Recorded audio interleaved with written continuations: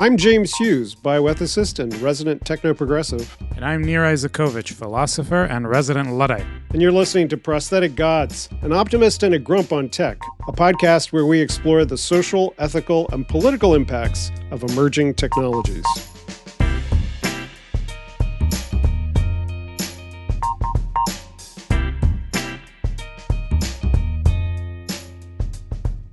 Dr. Hughes, good afternoon.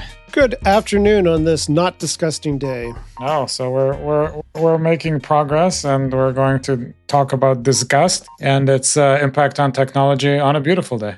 Exactly. It's actually been a long-standing theme in my thought, because when I was at University of Chicago, Leon Kass was on staff there for a brief time, and I imbibed his thinking on it. And he was the one who wrote The Wisdom of Repugnance, about the yuck factor, what we call derisively the yuck factor. Mm-hmm. So it's been on my mind ever since the early 90s. Yeah, and just for our listeners, we should say a word about who Leon Kass is. So a physician slash philosopher with a Burkean, Straussian orientation to political philosophy, trying to kind of bring together traditional science with biblical, Judeo-Christian, great text kind of sensibility. Is that fair? Yeah, absolutely. And he wrote an essay called The Wisdom of Repugnance, which was about the sense of disgust that people had at the idea of human cloning, and argued that this should be instructive to us. And it's one of the classic statements of this kind of intuitionist point of view. Yeah. And of course, I immediately rejected it. So let's take a step back from your rejection. So as I understand Kass's argument, it's basically, if we feel disgusted about a practice like human cloning, the disgust is probably doing some important moral signaling, and we should listen to that sense and see if it has anything to teach us. So what do you think to be, before we discuss your disgusted rejection of Kass's argument for disgust, what do you take to be the most reasonable version of the argument? I think there's the idea that we will talk about in a minute, which you want to address, that we do need to take popular sentiments into account in our moral codes. And so for instance, it may be the case that for me, as a strict Peter Singerian consequentialist, I don't think that a newborn, of which I now have a new grandbaby who is a newborn, that a newborn is yet a person, and that there may be certain lenience that we might have then in neonatal decision-making about the removal of life and so forth. But that no one's going to argue that because it's not a person, you should treat it the same way you treat cows and pigs. And part of the rationale there is we have such visceral disgust at the idea of treating a newborn human being as if it was a cow or a pig, that we should nod our head to that and allow that disgust to guide us to extend human moral status to these newborns. And I'm fine with that. I don't want to start eating newborns. Good. We'll begin with agreement. Yeah. Yes, congratulations. Exactly. But this is where, we'll talk about John Haidt in a second, but this is where John Haidt started. He said, he gave to students the cases of cannibalism, adult consensual cannibalism. So someone says, here, when I die, you can have my body and you can eat it. And adult consensual incest without offspring. And it's like, well, what are wrong with these two things? They create a lot of feelings of disgust, but is there anything actually morally wrong with them? And I think that is a great place philosophically to start. Yeah. I mean, it's interesting. First of all, congratulations on your granddaughter. That's really wonderful news. And taking off from that, we certainly tend to assume or don't question the fact that we have a cute response to babies, right? And that opposite of disgust response, that kind of cuddly impulse response that we have to baby, is taken to track reality pretty carefully. Babies are cute, are great, are worth our protection, represent the future, something good. That's why we feel cuddly about them. So why, if that's true, why wouldn't the opposite be true? Whether our sentiments are guides to moral to morality, I think is the question here, right? So if you're a moral realist, you say there is a moral law out there to be discovered, and all people will be able to discover it. And maybe these sentiments that you're feeling are a guide to what the moral law is. If you're a complete relativist at the other end, you're like I am, you say, well, what is right and wrong in any one society is different in another society. It's all you can say is it's people think it's wrong in my society and they feel feelings of disgust in my society. There's lots of things that people feel disgust about that change over time, right? And this is part of the problem is right. That's the Burkean problem. It's like disgust is usually just rejection of modernity. Well, yeah, he doesn't really talk about disgust per se, but yeah, I mean, I think you put your finger on the most interesting philosophical question, which is disgust probably wants to teach us about something and is effective at teaching us about some things, but it's not a reliable teacher, right? So for me, in the case of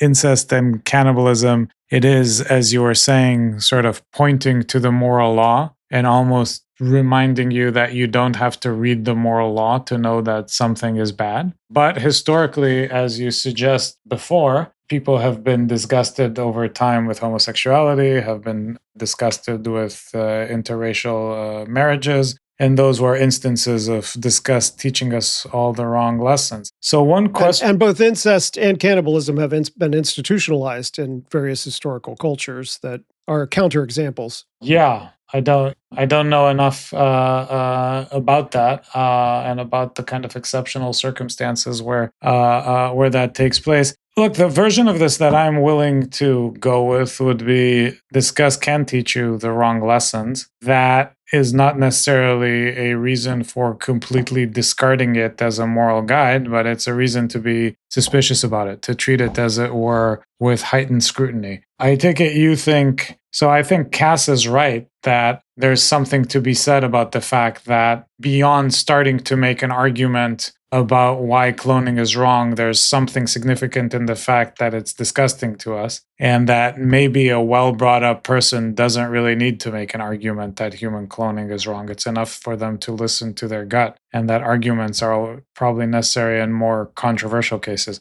But you think that it's just a unreliable guide, period, and that we should just sort of rely on arguments? Well, this is a nice segue to John Haidt's work, because Haidt went on from these initial experiments about why do you think these things are wrong, to try to figure out what moral intuitions he was able to find in the lab. And he found that there were about 6 moral intuitions: that you should care for other people, that you should be fair to other people, that you should respect people's freedom, but also for conservatives, that you should be loyal to your in-group, you should respect authority, and sanctity and purity, which is the one that's really most relevant to disgust. But the sanctity and purity is, the sentiments that we feel innately about what should be revered and what things are disgusting. And what he discovered was that liberals are, in general, affirmative. Liberals and conservatives are affirmative for caring for other people, fairness, and liberty as moral intuitions, but that liberals do not affirm in-group loyalty, that is racism or nationalism, things like that, deference to authority, or the sanctity purity dimension. Now, I think he goes on from there to draw the completely wrong conclusion, which is that liberals are tone deaf to human morality, and that liberals have to bend the knee to conservatives who have the complete palette of human morality. For me, the conclusion for that is liberals are using their prefrontal cortex to determine which kinds of disgust they will allow in, right? So if you see someone being, if you see a horse being whipped and you feel disgust at that, I think you should allow that in, because cruelty to animals is one of the things that Enlightenment morality, rationalist morality, should allow in. But if you feel disgust at a woman wearing a hijab or 2 men kissing, I don't think you should allow that in. So the question is not whether disgust is a good moral guide. I think it often misleads. Oh, but on your account, which I agree with the moral matrix that you set out, but on your account, disgust isn't a moral guide at all. It's a sort of... It's a conservative conservative impulse. Well, it's an generally. accompaniment, because the guide really is the moral rule, is the rational moral principle on that guide, right? You're disgusted with the beating of the horse because of a rational principle that forbids cruelty. And it's the cruelty Right, that's the principle of care. That's one of the liberal. So for you, the principle is the guide, but for somebody like Hayden or David Hume, more historically, it's sort of the principles are only a ex post facto dressing up of an important moral sentiment. So that account you reject, the priority of sentiment. I think I think that intuitionism, insofar as it's an analysis of how we empirically often make moral judgments or do our moral reasoning, I think it's entirely correct, right? Most people do not. Most people do not interrogate their own moral intuitions and sentiments and reasoning to the degree that they push themselves to a point of discomfort, right? If you come to the conclusion, oh, it's actually okay to eat babies, most people aren't willing to go there. And so they come up with a reason why it's not okay to eat babies, as I just did, right? So I think that that's a correct explanation of how we do moral reasoning, but that's not, I think, the ideal way to do moral reasoning. And I think that it leads in a conservative direction. Yeah. So for you, it always has to be a kind of conversation between a moral intuition that gets a hearing and then a sort of interrogation of the moral intuition on some kind of, on the basis of a moral theory to see if it holds water or not. I mean, I'm also aware that you can't divorce reason from emotion, right? Dr. Spock would just sit there and not do anything all day, because if there's no emotion, if there's no sentiment involved in his life, then he has no reason to do anything. So we have sentiments, and those sentiments inform our moral reasoning, but they have to be informed critically with meta-analysis, with metacognition. You have to be able to say to yourself, look, I know that you feel uncomfortable that you're seeing these two men kissing, but it's not a problem, really. Yeah.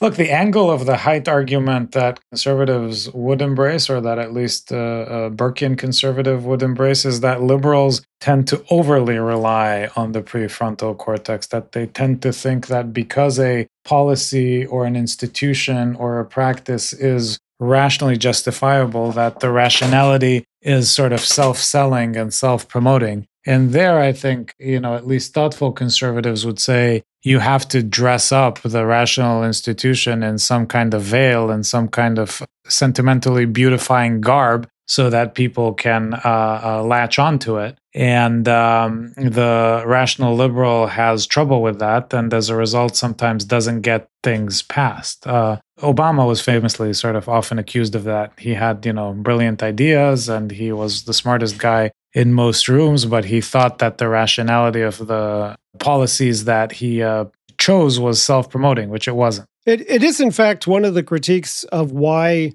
liberals and leftists in general are not prepared to fight fascism, because fascism it mobilizes the sentiments in a way that liberal policy wonkery does not. And I think that there's an element of truth there. Whether you draw then the conclusion, we need Joe Rogans of the left who can mobilize the sentiments, that's a different matter. But I just want to point out that there's also... Don't you need Joe Rogans of the left?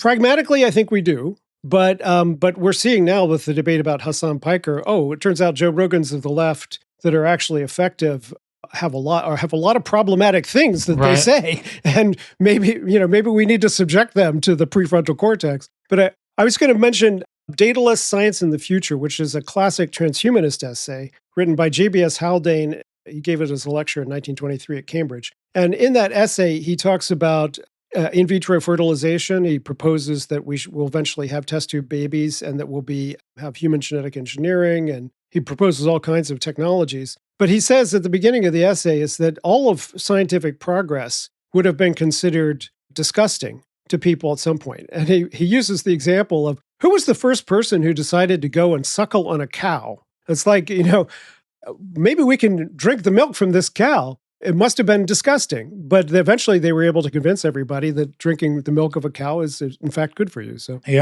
Yeah, so that suggests that at least two kinds of things can be disgusting. One is a departure from tradition or a departure from long held habits taken for granted. And then that seems to be the context that we should be suspicious of, right? Because there is where you get your disgust of homosexuality, for example. There's where you get some of the or from interracial marriages. But there's kind of a structuralist functionalist explanation as well, which is anything that falls between the cracks. So the book Purity and Danger was about this. Is like, why are there codes in Leviticus that say you shouldn't eat certain kinds of animals? It's because those animals fell between the cracks of the classificatory scheme that the Hebrews had. Yeah. And so that's almost like an anxiety-based explanation of disgust. I don't know how to classify this. This doesn't fit into my boxes. It still leaves open the possibility, though, that some things are inherently disgusting. And that does... They may be universally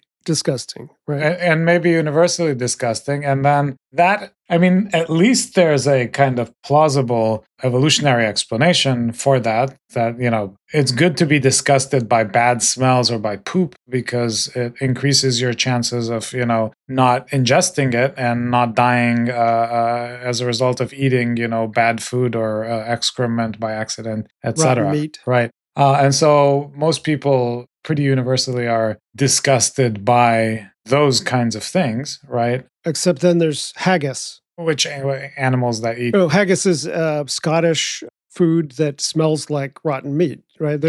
And in fact, Tibetans also eat different rotten meat dishes. So for every example, poop is an example. There are people who aren't disgusted by poop, and we won't go any further with that. But for everything that people are disgusted by, there are people who did it and incorporated it into their cultural tradition somehow. And so what do you make of that? That basically does that exception for you suggest the evolutionary explanation of the value of disgust is nonsense? No, because I still think there's an overwhelming tendency to be disgusted by something like the smell of rotten meat, and that we understand evolutionarily why it came about. But what the problem is that disgust, that category violation disgust, or the smell disgust, or the taste disgust, has been hijacked by these cultural mores and norms in ways that are very problematic, right? So saying Jews are disgusting people because of their habits, or they smell bad, or this subculture in our society smells bad, therefore they're disgusting.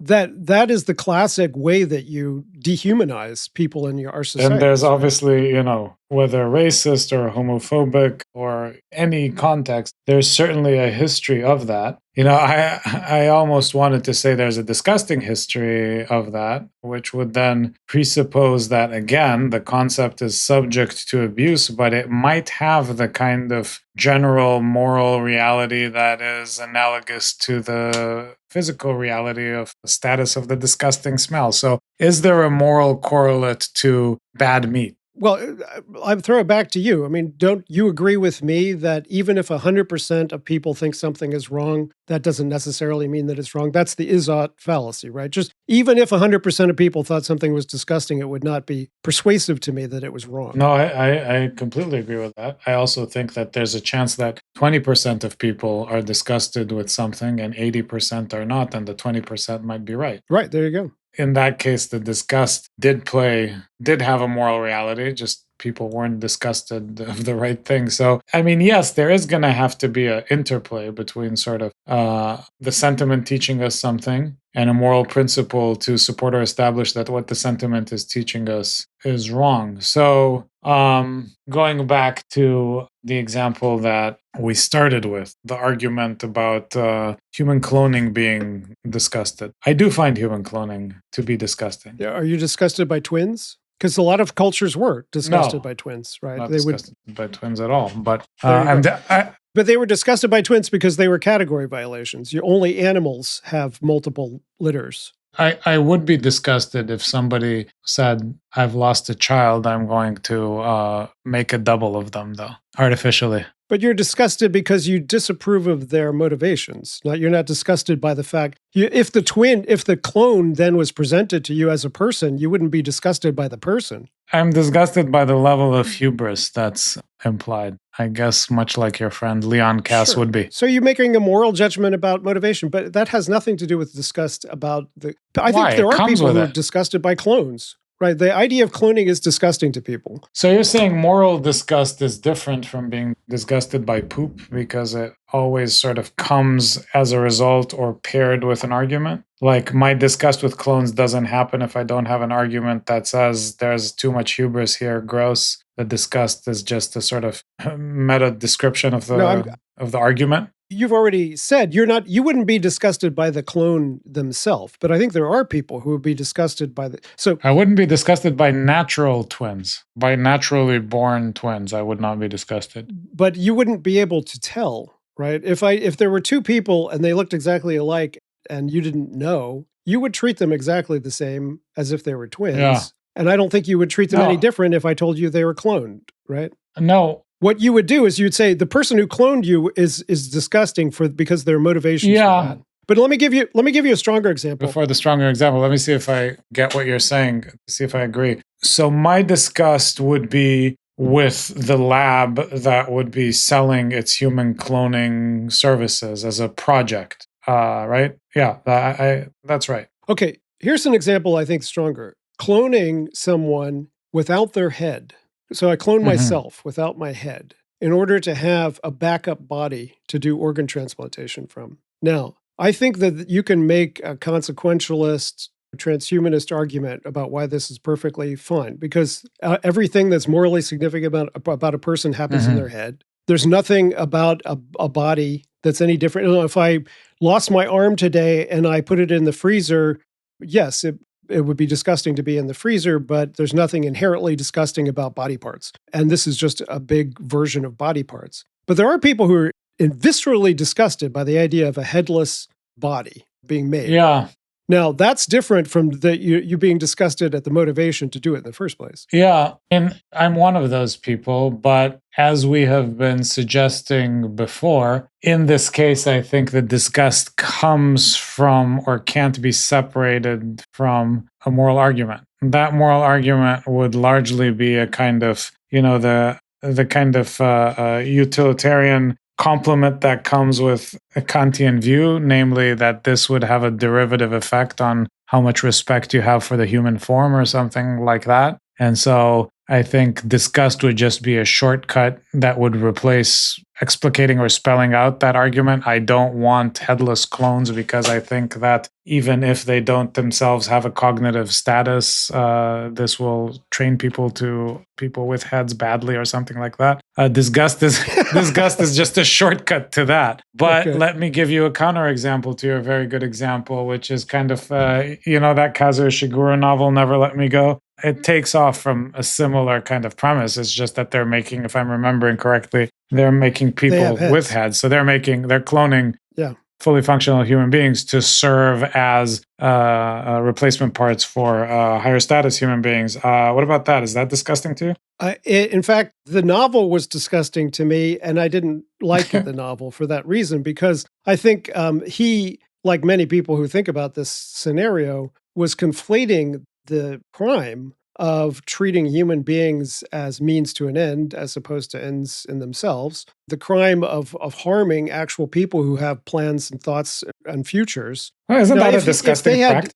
I don't think, but the headless version... But it's not the headless version.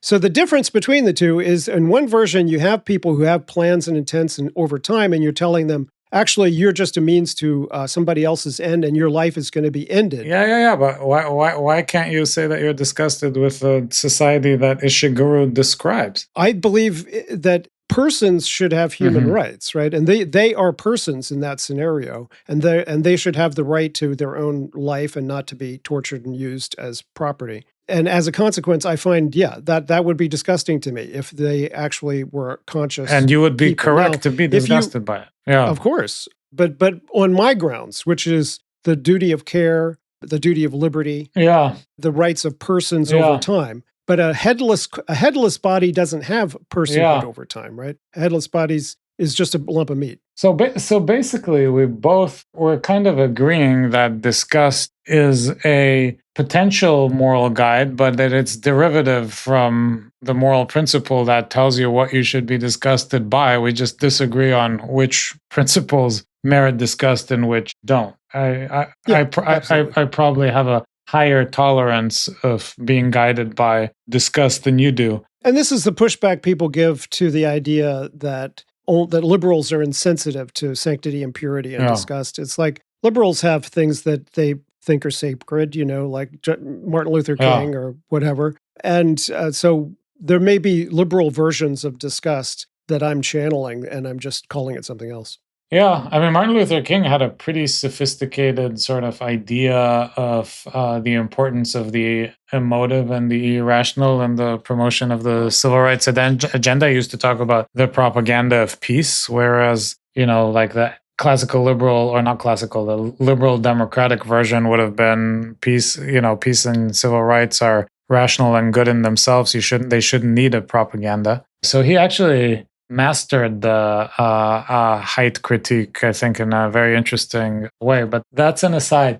I'm curious to get your take on a recent historical episode that involved these questions. So, 1950s England was debating legalizing consensual homosexual sex and prostitution at the same time. And there was a famous sort of committee, the Wolfenden Committee, that came out with a report with recommendations on these. And the battle lines were drawn between the legal philosopher H.L.A. Hart, who was very much in your friend John Stuart Mill's tradition, and he kind of applied the harm principle and said, this is not society's business. What adults establish that there are consenting adults do behind closed doors, and this is society has to stay out of it.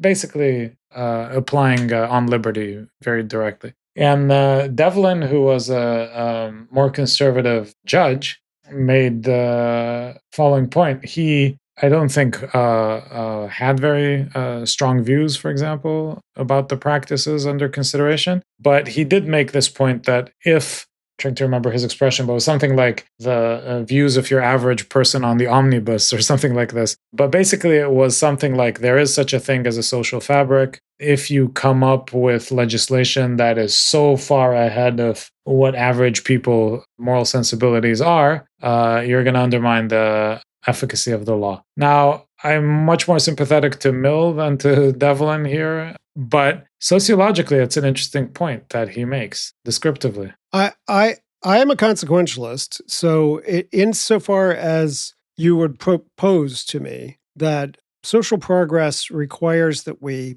have this political process and that we want to get to this point, but if we do this, even though it may be technically correct, that it will have negative consequences for the social progress that we're pursuing, yes, I would say the political pragmatism can be argued on those grounds. I would still say it would be correct to do it. Now, the classic example of that for me is actually Roe v. Wade, because people have looked at what happened with Roe v. Wade in the United States versus how Europe has dealt with abortion over time. And Europe, because they did not have a constitutional approach to it and did not suddenly announce, it wasn't legal yesterday, now it's a universal human right, the way that we did in 1973 or whatever, we kicked off an entire abreaction on the part of the evangelicals and the Catholics and the Christian right that is still living with us today. We're still living with the consequences of that mobilization, that evangelicals becoming part of the Reagan coalition and everything. Europe did not have that.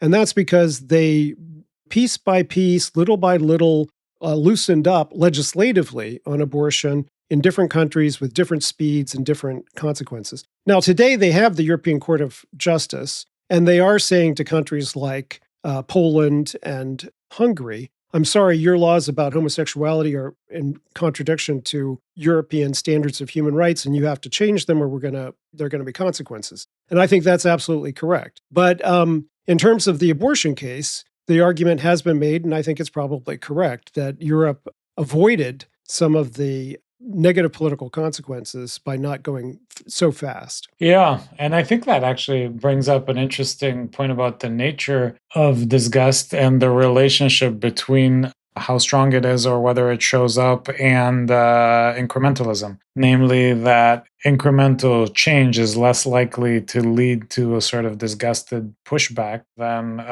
sudden change. And this, this is something we talk about often when we discuss between us the onset of the anti-aging revolution. If the lifespan is going to all of a sudden, because of some AI assisted breakthrough in cell rejuvenation, going to triple in the next 5 years, people are going to be super weirded out / disgusted by, the newly undead. Whereas if you had an entire century to get used to it, that would probably not be the case. I think the more pointedly, disease, aging, and disability are all disgusting to people.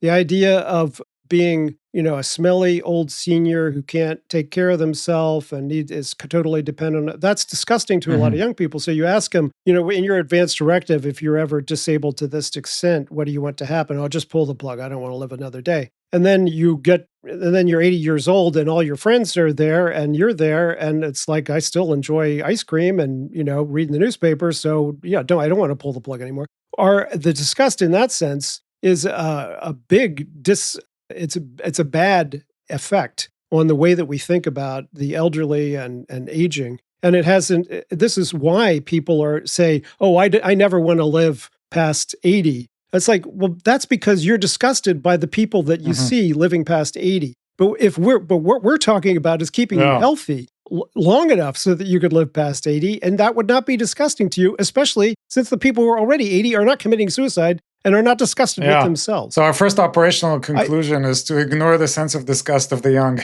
immediately. Exactly. Yes. Young people have no good sense of disgust. But Martha Nussbaum, I think, gives the strongest counter-argument here. And she wrote the book Hiding from Humanity in 2004 and From Disgust to Humanity in 2010. And she really says, look, disgust is almost always mobilized in our culture to marginalize people and social practices that we don't agree of. It's mobilized in illiberal ways and oppressive ways, and that it has absolutely no role in jurisprudence. That's the strong argument that she makes. There should be no argument in jurisprudence for a role for disgust. And what do you make of that? Gay panic defense, she talks about sodomy laws and trans bathroom legislation, things like that. I mean, it's the same kind of argument that we've already been talking about. I think she makes a very sort of robust case that it has no instructive value. I think that's overstating the case. To me, the more interesting question is, does it ever have self-standing, independent moral value? And that's where I have more trouble. So is the sense of disgust ever in and of itself, as it were, enough to give moral guidance? I think some things one almost never has to actually think about to know that they're wrong, and there it's a sort of very strong indicator. Even there, if you want to be able to bat away the rare exceptions, you still need the moral principle. So I guess my current view of it is that it's a pretty powerful aid in the kind of implementation of principle, and that liberals who dismiss it make a mistake. So that's a little bit different from what she says. It's actually a lot different.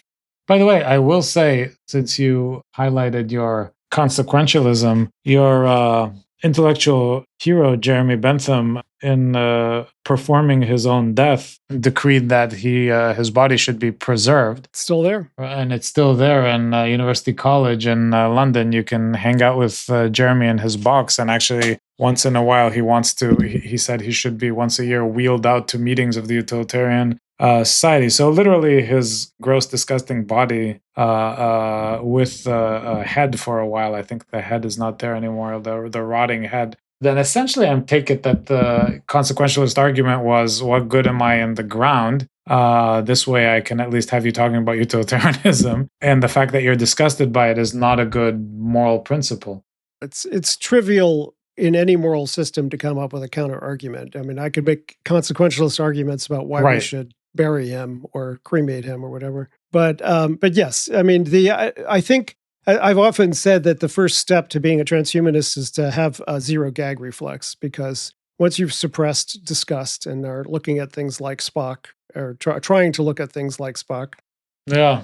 What's the problem with wheeling out my dead corpse? Or turning me into a diamond, or burying me with mushrooms and whatever. I guess where I have trouble with that is there are areas of moral life where the gag reflex is probably or should be completely co-equal with the most basic moral principled commitment. So I'm thinking about something like, Antigone and, Cleon's refusal to bury her dead brother, even though he committed treason. And she flips out, and her flipping out, you can describe it as a sort of disgust with that ruling, or you can describe it as a visceral commitment to the principle of the honor of the dead. And those kind of amount to the same thing. So I guess at the moral extremes, my sense is that disgust and commitment to principle are the same. But treatment of the dead is one of the places where we often have disgust reactions. And I think they have often led us astray. I mean, the fact that autopsies weren't permitted until the French Revolution came along and said, in fact, your feelings of disgust and your irrational beliefs about the need to have your entire body at the resurrection are irrelevant to the fact that we need to start doing autopsies to figure out how to keep people healthy. And so it took a moral and political revolution in order for us to start treating bodies in a more rational way. And is there any, like in India? Well, also don't forget a scientific revolution, because the argument only started making sense when you could actually get something out of the autopsy, right? Yeah. Before that, it was just like, well, I'm not really interested in your curiosity. In India, there's a sect, is it the Parsis? The Parsis, who bury their dead in huge chimneys, and they get eaten, they get pecked by vultures. And there's also charnel grounds in Tibet, places like Tibet. And there are other members of their society, Hindus, who don't like that and who have tried to ban it. And it's a matter of religious freedom. So, I mean, I think the way that people deal with their dead, or the way that you deal with your own body, is completely has no moral consequence. Unless you're going to put yourself in a well and poison the well for the village, don't do that.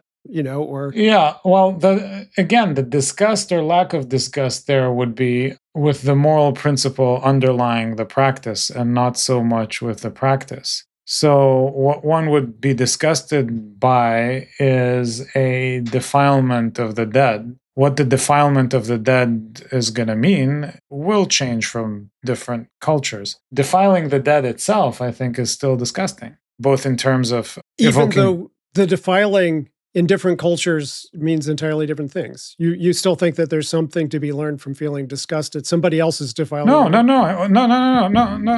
What I'm saying is there is an underlying moral principle which is the same across different cultures, which has very few exceptions as far as I can tell, that you have to respect the dead. Some people respect the dead by burying them under the boards of their house. Some people respect the dead by burning them, and some people respect the dead by burying them in the ground, and some by having vultures eat them. Or eating them themselves. Or eating them themselves in some cases.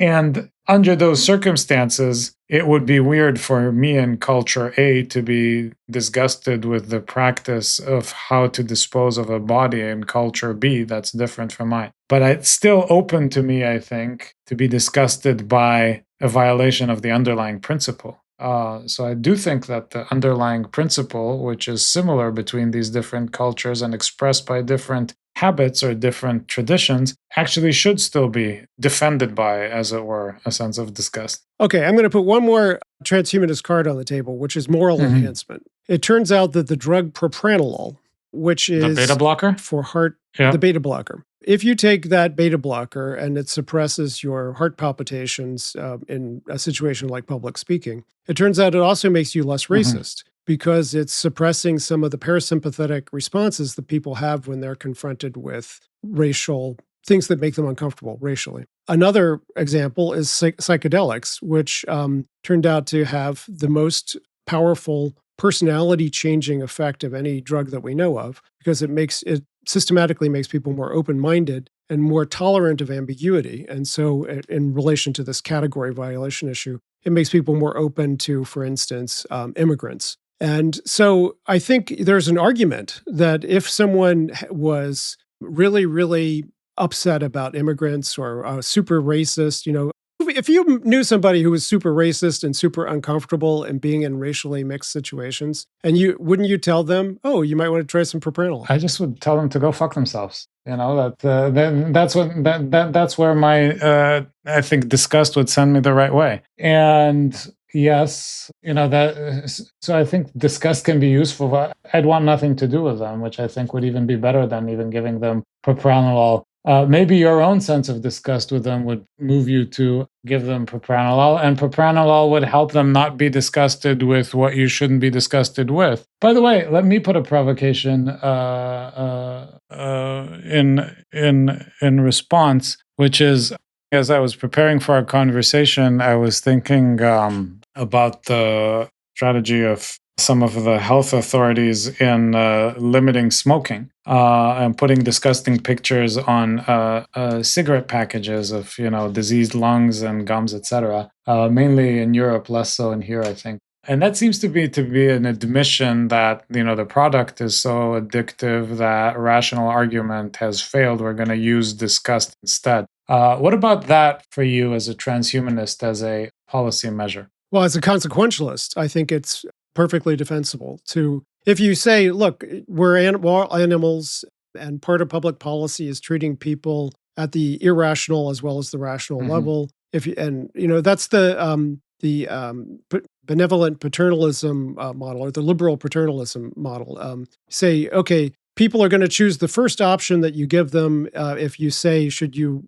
save 5% of your income, 10% of your income, or 20% of your income when you give them a tax form or whatever, let's make it 20%, 10%, 5%, because we know that most people are going to choose the first thing that they're offered. Okay, that's not rationality, and you're not even explaining to them why you're doing it, but you're doing it for the public good, and therefore it can be defended consequentially. So yeah, I think that putting disgusting pictures on cigarette packs, we want people to smoke less for consequentialist reasons, for their health and for society. And so using their disgust sensitivities is perfectly defensible. Do you agree? But you agree with that, right? I do agree.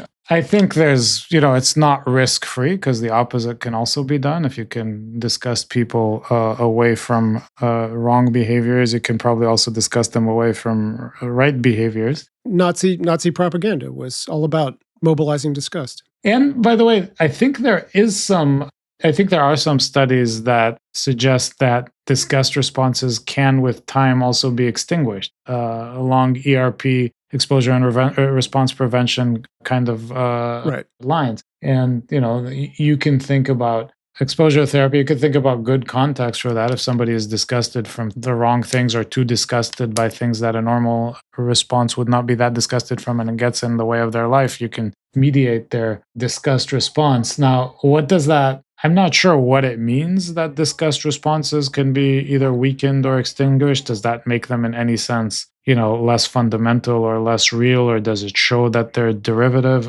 I'm agnostic about that. You also mentioned before we talked that there are some people who are attracted to disgust. Yeah, that's another. I mean, that's another fascinating philosophical aspect of this. There's this great line in the Republic where somebody like this guy, I forget his name, but maybe Glaucon, I'm forgetting, but somebody who sort of walks by some dead bodies from a war, and despite himself, his eyes are sort of drawn to the terrible sight, and then he finally he talks to his eyes basically and says, "Here, you wretches, take your fill of the terrible sight." But we're all familiar with a version of that, of not being able to look away from accidents, etc. So there is this weird psychological duality between disgust and attraction.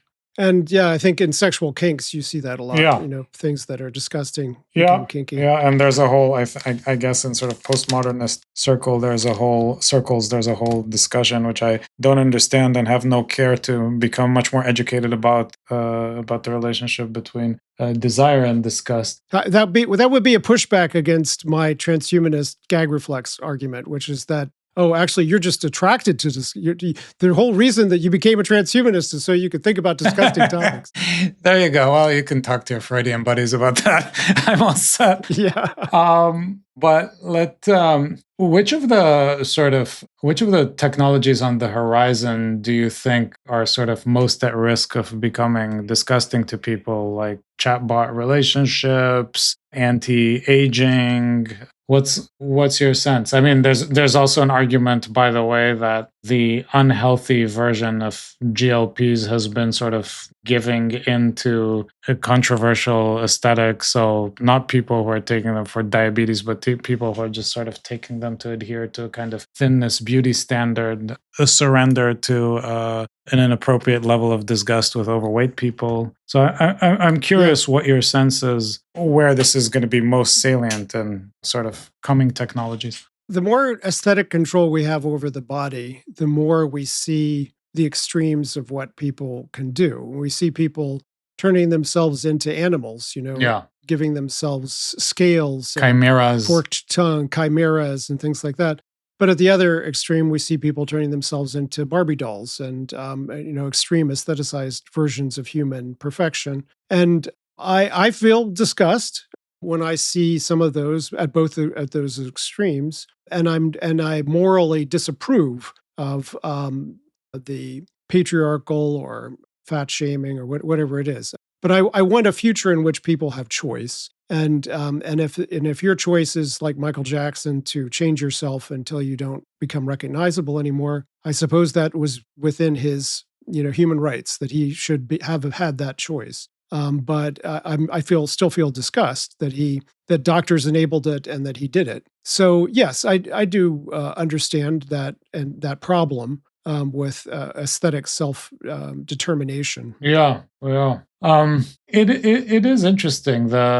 It seems like the fascination with new technology and the speed with which they're kind of landing on us has kind of marginalized the weight of disgust in public discourse. I feel this used to be a much bigger issue in bioethics and tech ethics than it is now. Is that? Well, in vitro fertilization was hugely controversial for this reason. You can't possibly want to make a baby in a test tube. Test tube babies. And now it's like, sure, let's make it for everybody. Yeah, and that and that is an interesting piece of evidence about the relationship between sort of disgust and the passage of time or gradualness. Organ transplantation in the 50s and 60s was considered horrifying. There were science fiction novels written just about how horrifying organ transplantation was. And now it's like accepted. Yeah. And specifically transplanting pig organs, etc. Yeah.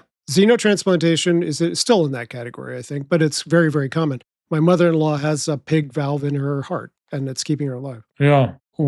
So I think some people argue that animals feel disgust, or at least some animals feel disgust in similar ways we do, even if they feel it from very, very different things. I do notice my dog being disgusted by some stuff, or who knows if it is or isn't, because I'm projecting that. If there was a way to prove that animals felt it, would it change the status of the sentiment for you? No, because animals do all kinds of things that I don't think should be part of human morality. And the fact that we share certain impulse, we share in-group loyalty with animals, but I would make a strong case that moral universalism trumps in-group loyalty. Here, of course, I think that we should take a lesson from animals, the wisdom of animals. Yeah. And of course, you're deferent to the tallest man in the room because you think that all alpha males should be deferred to. No, just smart and sensitive and intelligent ones. Well, yeah, you have a different standard for who the alpha male is going to be. There you go. Conveniently, it's you. No, I just do want to make an argument for the closer circle. One doesn't have to be disgusted by strangers to make that. So that's a different fight for a different day that we've already had. All right, my friend, as long as we're still civilized, I suggest before we become disgusted with each other. Yes. No, I think we came to, just to summarize, I think we both agree that disgust plays a role in moral reasoning, that we should be listening to our feelings of disgust. And that there's something derivative about it. Yes, and that it's not always going to tell us the right. Yeah, maybe not even most of the time. All right. Good. Good. I'm glad we landed there. We've solved one of the world's problems. If they just left it all up to us.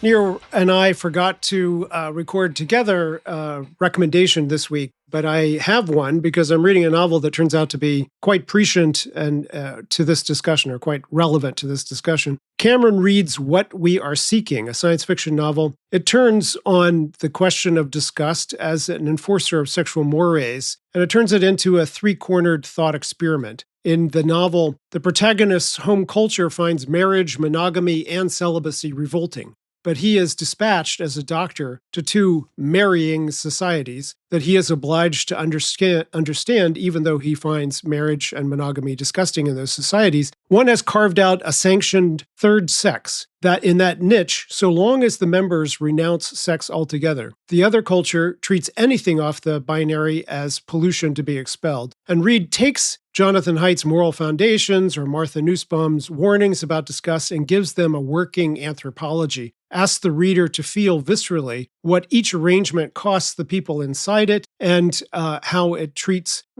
human freedom and human possibility. The clever move is the triangulation. By making the protagonist's own people the deviants from the perspective of the marrying cultures, Reed strips the disgust of its claim to objectivity. What looks like natural order is just whichever arrangement got there first and trained its children to gag at the alternatives. The comparative record makes the same point. India's Hijra, the Chinese eunuch, Native American two-spirit people, Thai Katoi, and the various flavors of accepted but desexualized third sexes that have existed in human history and are what other cultures would beat to death. What earns the novel its place on the Disgust and Morality reading list is that it refuses an easy liberal landing. The sanctioned celibacy is still seen as a cage, even though it is normalized practice in that culture. The tolerant culture's bargain with its third sex, you may exist if you do not desire, is the same bargain that Western liberalism cut with gay people, or that the Catholic Church cuts with gay people through most of the 20th century and to the present for the Vatican. You can be gay, but you just can't practice being gay. Reed reminds us where disgust does its dirtiest at the borders of the permissible body, policing not who counts as human, but who counts as a full sexual citizen. Any politics of liberation has to do more than just redraw those lines. It has to dissolve the unexamined disgust infrastructure that polices them. Cameron Reed's What We Are Seeking.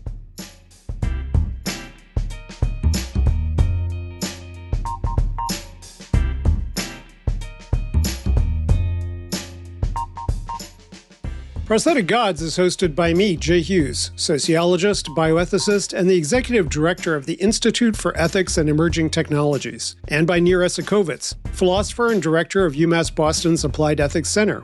You can find us at prostheticgods.podbean.com. In the words of Sigmund Freud, man has, as it were, become a kind of prosthetic god. When he puts on all his auxiliary organs, he is truly magnificent. But those organs have not grown onto him, and they still give him much trouble at times.